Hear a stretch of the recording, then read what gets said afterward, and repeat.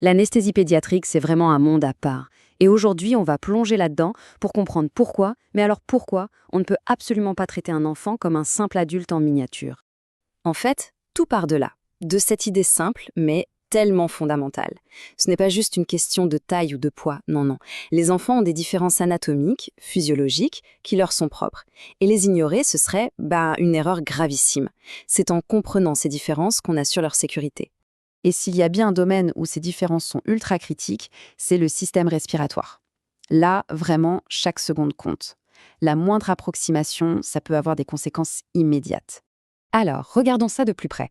Il y a 4 points clés qui changent absolument toute la donne. Chez l'enfant, le larynx est beaucoup plus haut, et les voies aériennes, elles, sont en forme d'entonnoir. Le point le plus étroit, ce n'est pas la glotte, comme chez l'adulte, mais le cartilage cricoïde. Et si on ajoute à ça une langue qui, proportionnellement, est bien plus grosse, eh bien, une intubation, ça devient un défi complètement différent. Et du coup, la conséquence pratique, c'est quoi? Eh bien, le réflexe qu'on aurait avec un adulte, c'est de basculer la tête en arrière pour bien dégager les voies. Sauf que si on fait ça avec un enfant, c'est la catastrophe. Ça fait remonter le larynx qui est déjà haut et on ne voit plus rien. La bonne technique, c'est tout l'inverse. Garder la tête en position neutre, qu'on appelle la position du renifleur, parfois avec un petit rouleau sous les épaules pour avoir l'alignement parfait. Maintenant, un chiffre. Un chiffre tout simple mais saisissant. 2. Comme dans 2 fois plus, c'est ça. Les enfants consomment 2 fois plus d'oxygène que les adultes. On parle d'environ 6 millilitres par kilo et par minute, alors qu'un adulte, c'est plutôt 3. C'est un peu comme si leur petit moteur tournait en permanence à plein régime. Le problème, c'est que c'est un moteur qui consomme énormément, mais avec un tout petit réservoir.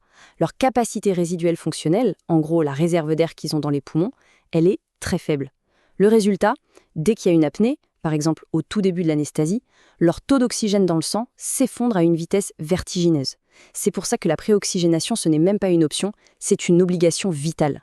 Cette course contre la montre pour l'oxygène, forcément, ça met une pression énorme sur le cœur. Et là encore, surtout chez les nouveau-nés, le système cardiovasculaire obéit à des règles qui n'ont rien à voir.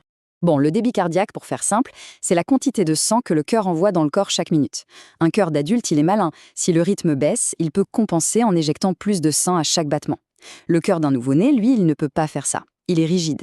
Le volume qu'il éjecte à chaque contraction, il est fixe. Donc la seule, et je dis bien la seule façon de maintenir un bon débit sanguin, c'est de garder une fréquence cardiaque élevée. C'est tout.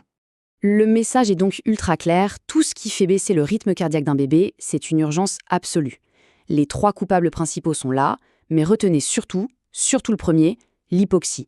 Chez un enfant, le manque d'oxygène se traduit quasi instantanément par une bradycardie, un ralentissement du cœur.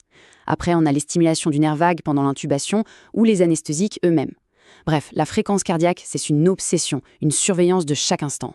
Forcément, avec toutes ces particularités respiratoires et cardiaques, on s'imagine bien que le corps d'un enfant ne va pas réagir de la même façon aux médicaments. On entre dans le domaine de la pharmacologie.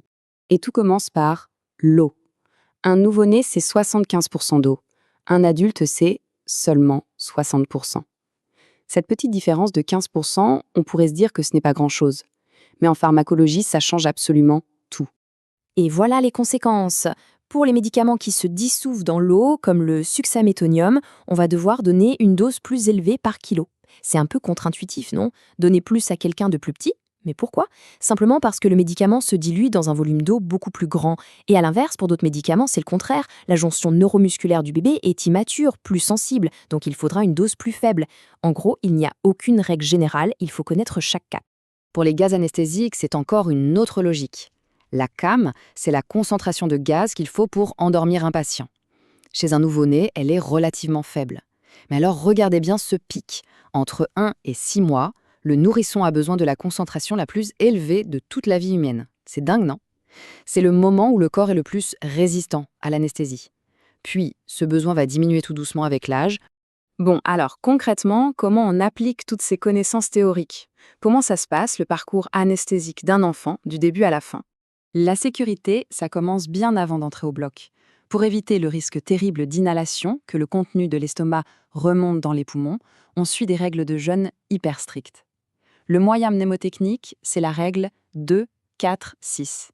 Facile à retenir, 2 heures pour les liquides clairs comme l'eau, 4 heures pour le lait maternel et 6 heures pour le lait en poudre ou un repas léger.